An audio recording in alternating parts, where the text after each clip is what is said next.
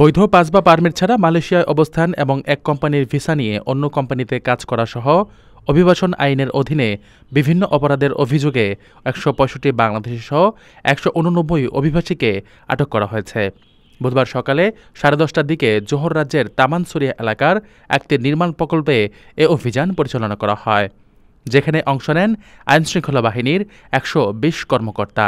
অভিবাসনের সময় পুলিশের উপস্থিতি টের পেয়ে গভীর ড্রেনে ঝাঁপ দেওয়ার পর ৩০ বছর বয়সী এক বাংলাদেশির পা ভেঙে যায়। জোহর অভিবাসন বিভাগের পরিচালক দাতক রুশদি জানান, গত এক সপ্তাহের গোয়েন্দা তথ্যের ভিত্তিতে পরিচালিত অভিযানে প্রথমে ২১৫ জনের কাগজপত্র যাচাই বাছাই করা হয়। এর মধ্যে ১৮৯ অভিবাসীর কাছে বৈধ নথি না থাকায় তাদের আটক করা হয়। তাদের মধ্যে ১৬৫ জন বাংলাদেশি ছাড়াও ১৮ জন মিয়ানমার এবং ৯ জন ইন্দোনেশিয়ার নাগরিক। আটকদের জিজ্ঞাসাবাদ শেষে পেকান্নানাস ইমিগ্রেশন ডিটেনশন ক্যাম্পে পাঠানো হবে বলে জানানো হয়। ওমানের সেরা রেট দিচ্ছে বাংলাদেশি প্রতিষ্ঠান গালফ এক্সচেঞ্জ।